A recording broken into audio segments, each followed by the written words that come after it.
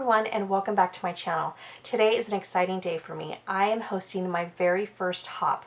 I thought what better way to kick off the summer than with a whole bunch of summer inspiration. So I reached out to all of my friends here on YouTube, and a lot of them were able to participate, and I just cannot wait to see everything that they created. So let's go ahead and just jump right into it. I am showing you a collection that was my inspiration by Coco Vanilla, and then I'm showing you the papers that I pulled. If you're new to my channel, you might not know this about me, but I am a huge stash buster. I love digging into my stash. Does not matter how old something is. And so if you want to learn a little bit more about that, because I'm going to give you a little hint, those papers I use are almost 20 years old. So I will talk to you more about that at the end of the video, so definitely stick around if you are interested. But one thing I did want to use is Virginia Walker, who is the owner of Confessions of a Paper Addict, just released a ton of ocean theme cut files. I could not be more excited because honestly, when I hosted this hop, I had no idea what I was going to create. So as soon as she released those, I was like, I already knew what picture I wanted to do. I just didn't know what I was going to do with my layout, and this was like the perfect answer. So I have done, cut files can be backed up many different ways. There's definitely different methods to doing, backing up cut files. I have tried them all. If you have watched them all, then you have seen me struggle. They were definitely not my friend, I will say that. But I prefer this method, and that is using tacky glue, gluing the back of the cut file down to the pattern paper or any cardstock, or any paper for that matter. And I think for me that's the easiest way. Now, I'm going to be honest, it is tedious. It takes time, but it's kind of like a labor of love, because when I'm done with it, I absolutely always love the results. And another thing, I get away from my kids for a little bit, but shh, don't tell them that. So I could just stay in my room, and it might take me an hour, and I'm okay. I get a little peace and quiet. No, but in all honesty, I noticed that the more and more that I'm using cut files, because lately I have been, that I am finding it easier and easier every time I use it. And so it's actually taken me less time to back the cut file. So, but like I said, in the end, the results are always so awesome. And what a great way to use a whole bunch of scraps that you may possibly have laying around.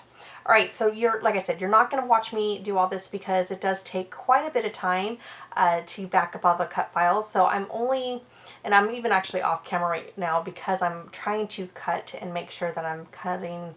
I have like the scissors kind of angled underneath the white paper when I do my cuts, and that way that it's just not sticking out too far. All right, so now after that I get done. Actually, I think I was only halfway done with this, and I'm like, oh my gosh, I never even finished or started the media, and I knew that was going to take some time to dry. So I gessoed this paper, and the paper that I'm using is actually, again, another way of my stash busting, is I took some white or pattern paper that was white cardstock on the other side. So just one side of it is pattern paper, and it's really old. It's probably from like 2007. Now this is the first time I've ever done this because I've always used all my mixed media on my Bazzill cardstock, where I gesso it first as well, and then I do my mixed media. So this time I wanted to see would it work with cardstock that might not be as thick as the Bazzill, but might be one-sided, and it actually ended up working out just fine. So I am now taking some Shimmers paint, and I started off with the navy blue. That was actually by Heidi Swapp. Didn't really like the color. I actually was kind of surprised that it said navy, but maybe I just didn't mix it long enough, because normally I get a nice pretty navy blue. So when I saw the color that came out, I scratched that and took a paper towel, kind of soaked it up as much as I could, and then I took some Shimmers Inklings, I believe, and then a couple of them are also the Creamies, and I think Creamies is the one where you gotta add water to activate it, and every time I add water, I don't know if I'm just not adding enough, but it still always stays pretty solid. So you're gonna see me kind of try to drop as much as I can out of the jar onto the paper. Actually, it's this one right here, and that's where I'm trying to dip it over, and I'm trying to get as much water, or not water, but water coloring to my paper as so I could spread around. And my thought was of doing this is I really wanted to have mixed colors. I love the blues and the greens kind of blending together as the colors of the ocean. And then I was going to have yellow up on the top for the sun. I didn't really want it to be the look of waves because that's not what I was going for, or the shape of the sun. I just wanted the actual colors of, when you think of them, you know, waves and sun, as the background to go behind everything. And so I've done the packaging technique most of the time. This time I started it, and then I was like, you know what, I really like the flow of when I just kind of move the paper and move the paint the way I want it to. And I really end up liking this result by far the best, just for my opinion. I try to do the packaging technique, and there's times where I was good at it. Maybe it's just because I don't do it as often anymore, but I'm finding that I really like just kind of moving the paint myself versus the packaging. All right, so here I'm adding that yellow. Now this yellow is called Sunny, and you know, as I quickly grab it, because I'm not sure, or no, that's the golden, it just says shimmers. It's the kind where it has like a really thick glitter to it. Maybe it's their very first release or their first formula, and maybe they kind of switched around. So as you saw, that it was really, really thick. It already is kind of mixed with, I want to say oil, because that's what it reminds me of. Or kind of looks to me is oil, but whatever it's mixed with, I don't have to add any water to it. However, because it was so thick and I knew that it was going to be very saturated, I ended up adding water to kind of water it down to kind of blend well and not look as if it wasn't watercolor, because definitely it looks more watercolor paint down, you know, where the ocean is.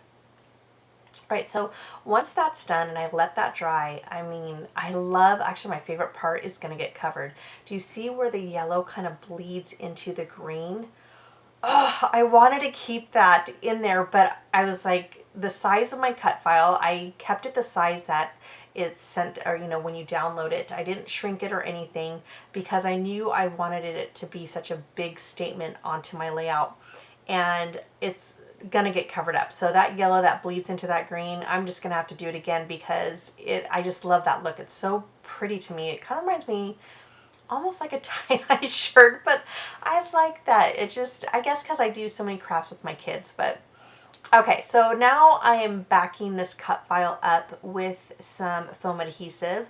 I get my foam adhesive from Amazon, and it's one where you just get that huge massive roll delivered to you because I like that because of the thickness of it. It's not too thick of foam adhesive. To me, it's just right, so that's the one I always go to. Now, you will have to add extra adhesive to that foam. What I usually do is just use my Scotch Quick Dry or tacky glue. It's the same thing. And I just put a very heavy weight. It's actually my old Cropper Hopper sticker album. Anybody have that still? I put that on to flatten up all my papers because I still have all those stickers, those Miss Grossman's, and that thing weighs like, I'm not kidding you, probably at least 2 or 3 pounds. So I just do it overnight and it flattens everything up. All right, so I thought I was going to use this. So again, digging into my stash, finding things that are different that you don't see on layouts anymore, and I have fun doing that. I almost used that bottle cap. Now I flattened that with my, what do you call that, Big Shot machine, and it doesn't end up making the cut because I kind of forgot about it. And then I was like, oh, I don't like where I can place it now. So, and it just ended up not making it. So I grabbed a few other things, and one of them is going to be the Studio Calico frame that you saw right there. It's going to be the yellow one. I'm going to cut that in half, and then that tag that says hello, that is from Crate Paper's Poolside, and I ended up, that's not going to make the cut either. But one thing I am enjoying is doodling on the side. So I took my Zig Writer, and can you believe I've been scrapbooking for 20 years and those are still not dried out. They work perfect. A little bit trouble on the gesso, but you really can't tell unless you look closely. And all it is it's just a little bit lighter. So it almost kind of fades out and then it comes back in. And I just make my little doodles, and this time I made little loops. And then I wanted to tuck the photo kind of into the title. And so I'm going to go ahead and do that. And then, like I said, I tried to bring that tag, but for whatever reason, I just felt like it was too big and bulky and kind of looked too much on top of that frame. So now I'm just kind of adding pieces because, like I said, I'll talk to you more about end of the video on why I add those pieces and nothing from that original sticker sheet that you saw by Coco Vanilla at the end. And then, what am I doing here? Oh, okay, I'm now adhering everything down. Like I said, if you're going to use gesso and have a cut file, you definitely want to add more adhesive. And I would probably use a liquid glue to make sure that that cut file does not fall off whatsoever because of the gesso. All right, so again, I'm just kind of layering everything up. And then at the very end, you're going to see some stickers that actually I did not include in the footage because it was actually the very next day and I just happened to put them on because I didn't think I was going to like it, but I ended up loving it. Studio Calico had this washi roll that is little circles, so of different like sayings, and just every circle is different. And so I just found ones that matched my page. One says today and it's in yellow, and then I'm going to have another one that says for like ever, because beach days are for like ever for us, because that's something that we do quite often here in San Diego. Is we do go to the beach. We do, go to the pool a lot to cool down because of the summers being so hot and the humidity and everything. So you definitely see a lot of those pages when I'm working in the summertime, or when I'm doing summer pages. All right, so like I said, I glue everything down with that tacky glue because you definitely don't want to have anything fall off because of the gesso. Gesso does have a texture that does have adhesive issues with dot runners, or even my ATG gun. I've even noticed that as well. All right, so I felt like something was lacking, and I have this little dish. Actually, you see it right there. It's a little crepe paper, like a strawberry basket it reminds me of, and I just have little tiny bits and bobs that are in there that didn't make a cut and I don't want to lose it, so I throw it in there. And I was like, gosh, I want something circle, and I found something that I stamped that said, I think that it says Magic Moments, but I found that I had stamped in the past and never used it, so it was perfect. It was in navy blue and I added it. And that's pretty much it, guys. I'm just showing you some still shots. Like I said, be sure to stick around because I am going to talk to you a little bit of how I like to stash bash and how I use those older papers. So thank you so much again for joining me today and joining everybody on their videos. I hope we are giving you a ton of inspiration for you to start documenting your summer. And I just want to thank all of my friends today. I wouldn't have been able to do this without you ladies. So thank you again so much. All right, everybody, have an amazing day. Bye. All right, hello everyone. For those of you who still want to hang out with me because you didn't get enough. No, I'm just teasing. Okay, so here it is. I have been setting up challenges and really focusing on stash busting for quite some time. And the reason why is I had to be on a freeze. And I'm not going to go too much into why the freezes, but you know how adulting is. It's medical things just come up. And I know that trying to cut down debt and everything else, that I needed to just cut back somewhere. We have repairs to the house, and there is going to be a day, and I don't even want to think about it, especially because my son is 11 now, my daughter's 10, that I'm going to be an empty nester one day, and I didn't do the things that, I wanted to do, with them. And one big thing is taking vacations. My dad used to always take us when we were a little girl in a beat up truck and a beat up camper that my mom cleaned, and we would travel all over the place with that thing. And so, just times are different, and things are not as cheap as they were back then. But so I'm not talking about extravagant vacations. I'm talking even just going out of town, and that's something that I really want to do. And I had to cut back somewhere, and scrapbooking had to be it. And I'm okay with that because, for one, I have been scrapbooking 20 years. So you can imagine the inventory of how big it has grown. My inventory is pretty big. I have a huge, scrapbooking room full of stuff. And so I had to get creative this past, it's been about a year since I've been doing this, but on a firm freeze, probably the past 6 months. And during the 6 months, I've only spent $35. That's it. In 6 months, I've only spent $35. And so I'm thinking ways and challenging myself and then showing you, in case you are interested, on ways to use up your stash. So let's go ahead and just go right into today's challenge. Today's challenge was, I knew what photo I was going to use, didn't know what I was going to do. So as I'm going through my papers, I came across the Cocoa Vanilla Hello Sunshine, and this is probably released a couple years ago. Right away, I was like, oh, this is perfect. This is what I want to use. And I'm like, nope, let's not make it easy on me, because I'd want to drive myself crazy, because trust me, sometimes when I challenge myself, I drive myself crazy doing it. But because I want to show you though. And so I thought, as easy as it sounds to go here, and yes, I could totally use this. No, I want to create the same feel and mood with papers that are 20 years old. So I went into a cabinet. I've had this cabinet since I started scrapbooking. It holds papers that are literally the first days when I was scrapbook. When I go to the store and I just grab whatever papers I liked and try to match up with the colors and so forth. So this one right here in particular, it was actually from my scrap bin, and that's from $19.99 from Provocraft. But you looking at it this way, I couldn't set a year when it was made because it's just paper in the end. And so it's not so much the products, it's the way you scrapbook it to give it more of an update feel. And so back then, we didn't have cut files. Well, we do now, and we see them pretty regularly pop up on layouts. And so I was like, okay, I'm going to take all that 20-year-old paper and I'm going to back each and every one of these up. So this one right here is from Current. I just mentioned this on my previous layout because I used a different shade of yellow. And I backed it up, but I backed this one up. The other one was a layer. But again, you wouldn't be able to notice that. And I have to say, when I was done, I was like, wow, I literally am giving myself a Cocoa Vanilla Hello Sunshine feel to it. So even if,